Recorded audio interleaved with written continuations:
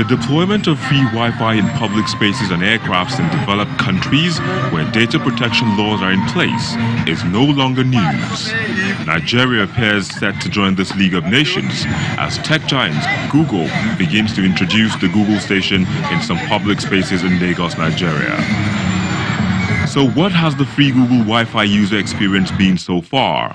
What I notice is that after 54 minutes it drops down, but it is okay in browsing, everything like that. And I use it for my social media activities. It was fast, it was perfect, it was okay. Free Google Station 21st Century is an open network. From what we've tested on now is very, very weak. 1 bar in a computer village here, 1 bar. I don't know of other location. But just as the benefits of free internet connection seem limitless, there are detriments, as not all free Wi-Fi are safe to use. Take for example where we have an attacker set up a rogue access point and there is a free Wi-Fi in the environment. So what it means is that when you connect, you are connecting through the rogue access point that the attacker has actually set up.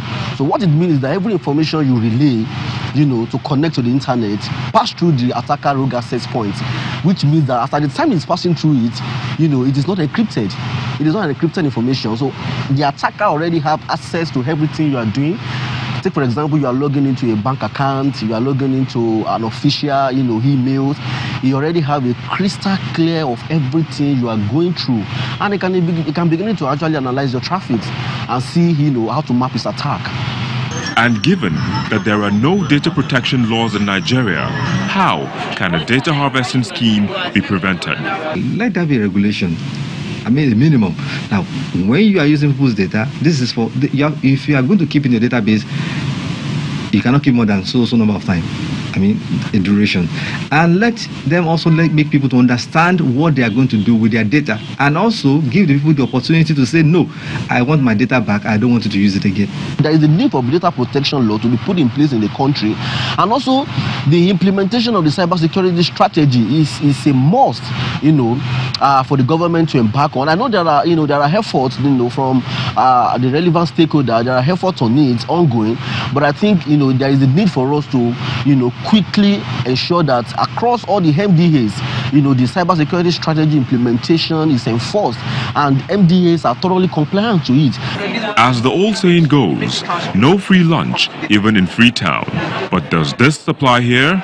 People need to understand that when they say it's free, it's not really free because there are some concessions that are being made.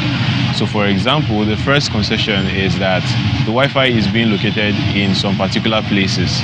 And for that reason, some places actually require that you make a purchase or that you actually do something because you are using the Wi-Fi in that place. So that's the first thing. And then the second thing, which is the most obvious one, or the not so obvious one, is the fact that you are being served advertising. Now this, no doubt, is a very welcome and a good idea for Nigeria, especially as it tries to catch up with its peers on the global stage. But like they say, Rome was not built in a day, so definitely there will be challenges at the beginning, but the expectation is that hopefully these challenges will be solved. Victor Matthias, reporting for Channels Television News.